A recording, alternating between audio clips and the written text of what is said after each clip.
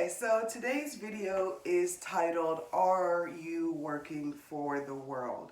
And it's just about work and how we work as empaths, how we work as followers of Christ and light and positivity. So, as always, you are my mission. Empaths are my mission, and my path is through Christ. So, I found myself working on my journey along with God. That no matter how much recharging or how much prayer and meditation I did before work, after work I was exhausted, and I asked myself why. And I found that when I kind of sat down and looked at, the worry, the anger, the defensiveness in the emails, kind of the hardened heart that I had at work, that God wasn't there while I was working. And it's not because He wasn't there, it was because I wasn't looking at Him. So it was exhausting. It's exhausting, right, at work. When we're focused on negativity the entire day, we're exhausted when we get home. And that kind of resulted in me giving my loved one and my loved ones, my friends, my family, the leftovers of me. So I read this poem on Facebook a while ago, and it was about a woman, and she was kind of telling her husband, lie to me. When you get home, I get the worst parts of you. I get the complaints. Tell me things are okay. Be happy. Show me a little bit of joy. Now, I don't want you to lie, right? Be authentic. But the point was that, like, we give our loved ones kind of the worst parts of ourselves, the worry and the stress, when ideally that they're more deserving of my authenticity in the world or any other interactions. They might just get my focus, but not my emotional energy. Okay, so again, I found myself not being myself at work. I was defensive. I was, upset. I cared about things that weren't really important. Right? It's not my money, but also working inauthentically, though that is draining. So the goal is to stay energized while you're at work, being content where you are, and then seeing God in your work. So let's get into some concepts about this. Number one, and the Bible says you cannot serve two masters. Either you love one and you'll hate the other, right? Or you'll love one or you'll hate the other. So that's Matthew 6:24. So I found myself, I was like, well, what master am I serving while I'm at work? I was serving money, right? I was working for the job. And so 8 hours, 9 hours through in my day was spent focusing on the world, but not seeing God kind of interlaced within it all. So I was serving the world, and I kind of, during that 8 hours, I lost my focus of God, right? And remember, focus is not forced, right? So all I need to do is kind of let things fall away and then still feel God's presence while I'm working.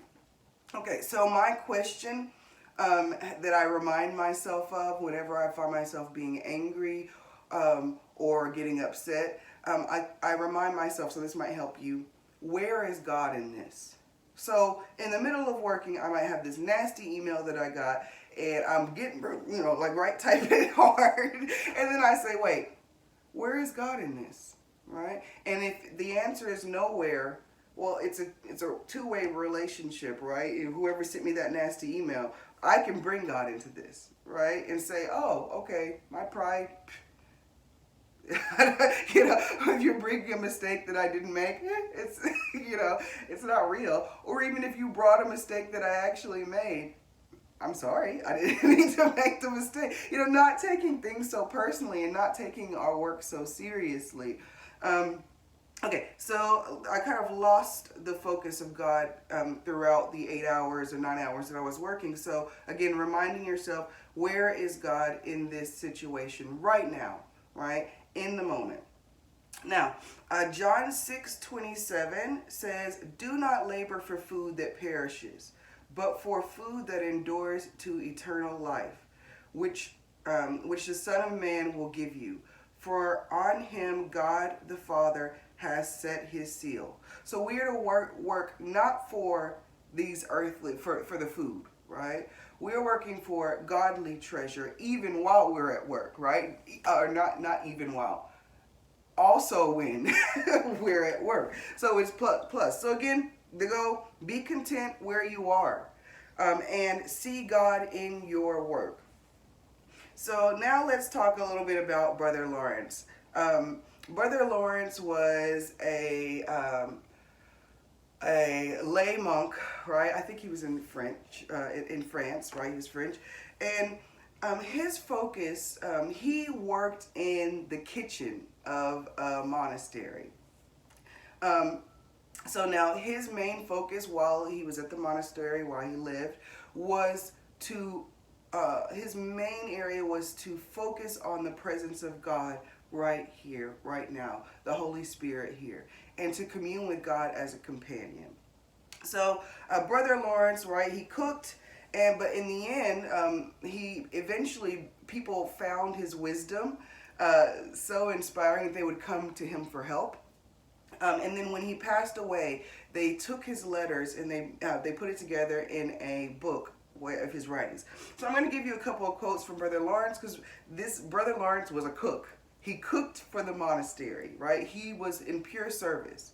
So the first thing I like that he said is, we ought not to be weary of doing little things for the love of God, who regards not the greatness of the work, but the love with which it is performed.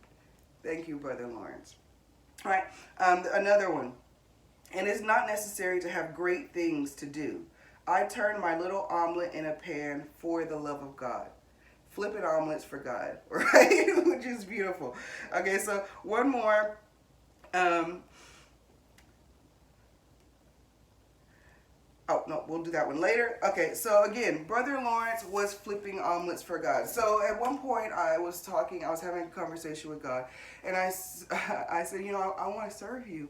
And I've been having a little bit of a rough time, so I was like, please don't leave me behind, right? Use me how you see fit, and I know I'm not right now, but use me, right? And I got a still small voice saying, even if you're flipping omelets. And I said, yes, Lord, even if I'm flipping omelets. Meaning that email that you send, that meeting that you have, when you're shining your light, your internal light, you are working for God. You are kingdom building. Even if you're not preaching, right, God's word, you're living as an example of light. Yeah, there's worry. Yeah, there's stress. Yeah, there are deadlines, but there's also light, right? Okay. So again, now let's talk about two kind of groups. Number one, your manager. Number two, your coworkers. Now, a lot of times I found myself kind of in a conflict with my manager, not like an actual conflict usually, because I'm very good at kind of submitting. I have a little history in law enforcement, so I understand authority. But I did find myself thinking, oh, well, this person isn't taking my thoughts into consideration or my opinion in consideration. And I felt like there was some sort of defensiveness or, barrier between me and one manager in particular. So, I got the kind of message overall when I took a step back that they are an authority over me. Now, they don't dictate me outside of my work, right? But they are an authority during that 8 hours that I'm working. So, and God uses earthly relationships, right? So, because if we can't simply submit to our manager for those 8 hours, how are we submitting to God? Right? So, using that earthly relationships to show God's love. Submit. So if you're unable to submit, like I said, how can you submit to God? So work as they see fit. That's what you're being paid for. You're paying to do what they ask you to do as an employee. You're not a slave, but you're an employee, right? For me, my job is to do the work that they ask me to do here and then bring up any counsel when requested. And I try to be, when I'm providing the counsel, I kind of separate it into, facts and what I think at the end to make sure, I'm giving a non-bias or as little bias I can kind of convince people, right, as possible. And remember, they have more responsibility and accountability to you. I tell this all the time to people. I worked on a project for like 3 months. And then after I kind of gave my, working with a very difficult, difficult person. And then once I kind of gave my presentation, we tried it and it didn't work out, or whatever, why it didn't work out. I'm still holding on to it a little bit, but it didn't work out. And then my manager said on the call, "Oh, by the way, we're going back to the old way." And I could see everyone looking at me, right? Thinking that I was going to be angry or upset. And I immediately got the thought, you got paid the same. And it is true, right? I got paid the same, and I did this exercise, and this is what my manager wanted, and we tried it, and it didn't work. So let go of the attachment. My way, right? Love does not insist on its own way. So my way is not the right way. I'm not the CEO. Okay. Ecclesiastes 10:4. If your boss is angry with you, don't quit. A quiet spirit can overcome even great mistakes. So even if you didn't make the mistake, right? Quiet spirit, right? I allow things to work, God to work in people's hearts, God to work in people's minds, and then I sit in neutrality and then push love, right? I'm trying to be authentic and in full spirit, even while I'm working, right? My spirit doesn't need to hide while I'm working. Okay, now let's go into coworkers. Now, I find that most empaths become the kind of office therapist. Now, this is not, it can feel like a burden, right? So, but understand that these people are coming to you because they feel that your soul can help them. Now, whether they truly want to be helped or they just feel that you can't help them is not my responsibility, not your responsibility. But understand that their journey is their own, right? And do not become attached to their kind of issues.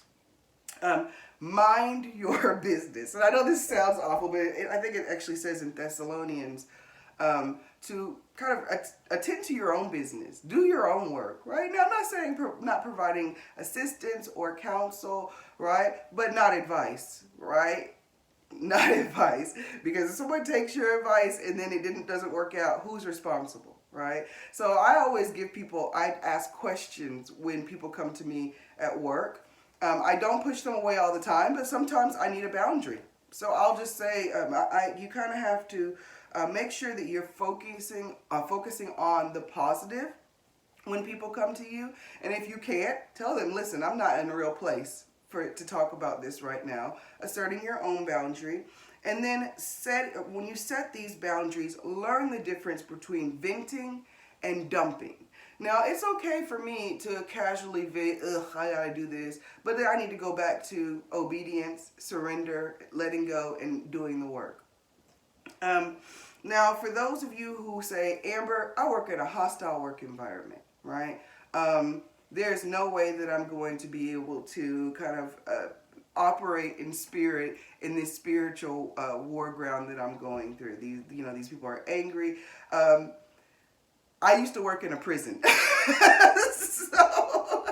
So, I wasn't on my journey now, but, I understand the hostility of a workplace. I also, even, in examples that I have recently of people sending very nasty emails. Now, remember, nothing can separate you from God. Neither death nor height, nothing, right?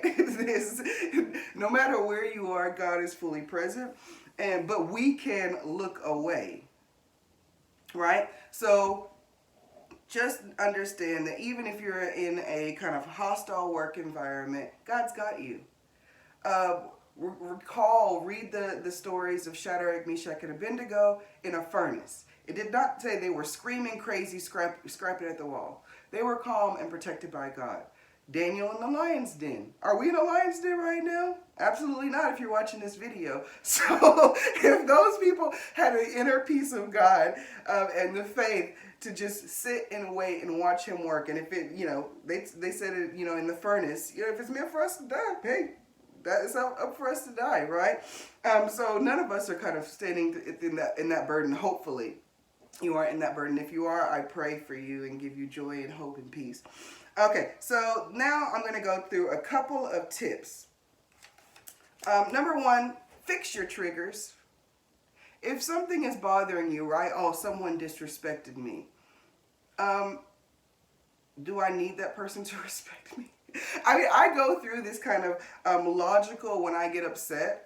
Sometimes I take a step back and I say, is this person's opinion important? No. Would I, if I left this job, care about what this person thinks of me? Absolutely not. Do I value this person's opinion and their assessment of me? No. Then it doesn't matter. Live in truth and love yourself, right? So most work is not life or death. I've been in life or death situations at work. And then moving into the corporate world, people pretend like things are life or death, and they're not. So kind of take a step back sometimes, and when you're in that frantic email or in that frantic zone where everything's happening, breathe and then ground. Where you are right now is where you're supposed to be. Do the work, right?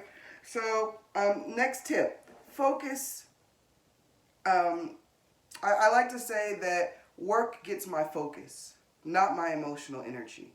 Now, I can give forth positivity because I do training, right? I can give that, but I'm not going to focus on the negative. I'm not going to focus on the world.